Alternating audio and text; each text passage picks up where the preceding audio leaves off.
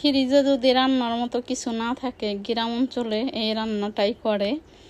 আসসালামু আলাইকুম, কাছে বা দূরে যে যেখানে আছো, আশা করি সবাই ভালো আছো। তো এটা হলো কি রান্না করে সেটা দেখাচ্ছি। যে গ্রাম অঞ্চলে আমরা কিছু মাছ গোছ কোনো কিছু না থাকলে এই রান্নাটা করে খাই। তো সকালবেলায় হাঁটতে হাঁটতে চকে চলে গেছি। চকে থেকে এই যে দেখো গাছ থেকে পেঁপে ছিঁড়ে নিয়ে আসলাম, আর এখানে ডিম সেদ্ধ দিয়ে দিয়েছি। আর পেঁপেগুলো আমি একদম ছুলে কেটে কুটে ধুয়ে পরিষ্কার করে নিব। তার সাথে 2টা আলু নিয়েছি, দিয়ে দিলাম একটা পাত্রে পানির ভিতরে। এখন হাফ সেদ্ধ করে নিব। দেখছি একটু নেড়ে চেড়ে যে হাফ সেদ্ধ হয়েছে কিনা। তো হয়ে গেছে। এখন এইগুলোকে আমি নামিয়ে নিচ্ছি। আর জিরাটা একটু ভেজে আমি ফাঁকি করে নিব, কারণ এই তরকারিটার ভিতরে জিরা ফাঁকি দিলে অসাধারণ লাগে। এর জন্য জিরাটা আমি ভেজে ফাঁকি করে তুলে নিচ্ছি। বিসমিল্লাহির রহমানির রহিম। একটা পাত্রে দিয়ে দিলাম পরিমাণ মতো তেল, দিয়ে দিছি ডিমগুলো যে ছুলে রেখেছিলাম সেই ডিমগুলো। এখন নেড়ে চেড়ে ডিমগুলোকে আমি ভেজে তুলে নেব। তো এই তেলের ভিতরে দিয়ে দিচ্ছি আমি কিছুটা রসুন আর শুকনো মরিচ কুচি। একটু নেড়ে চেড়ে ভাজা ভাজা করার পরে দিয়ে দিলাম পেঁয়াজ কাঁচামরিচ কুচি। এখন এটাকে একটু নেড়ে চেড়ে একদম ভাজা ভাজা করে নিব। তো ভাজা ভাজা হয়ে গেছে। এখানে দিয়ে দিচ্ছি পরিমাণ মতো আদা রসুন বাটা। যেহেতু পেঁপে তরকারি, এটা কিন্তু মানে যারা অসুস্থ তারা খেলেও কিন্তু মুখে স্বাদ আসবে এই তরকারিটা খেলে।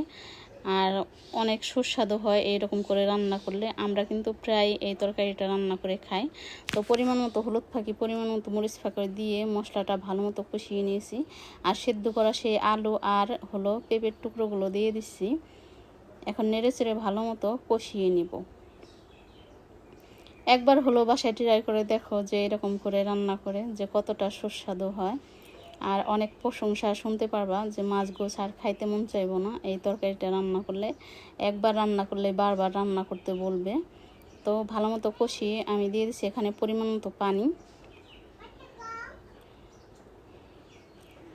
তো পরিমাণ মতো পানি দিয়ে এখন বলক আসার জন্য অপেক্ষা করব। তো বলকটা চলে এসেছে। এখন হলো আমি একটা ওরন দিয়ে একটু আধা ভাঙা করে দিচ্ছি, যাতে ঝোলটা পাতলা না থাকে, ঝোলটা যাতে একদম ঘন হয়ে যায়। আলু আর হলো পেঁপের টুকরোগুলো একটু আধা ভাঙা করে দিচ্ছি এরকম গুতিয়ে গুতিয়ে।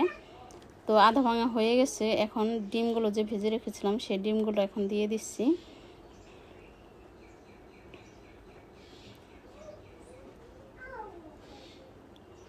তো আবার একটু নেড়ে চেড়ে নিচ্ছি। আর নুনটা দিতে তো মাশাল্লাহ ভুলেই যাই, নুন দেওয়ার কথা তরকারিতে মনেই থাকে না।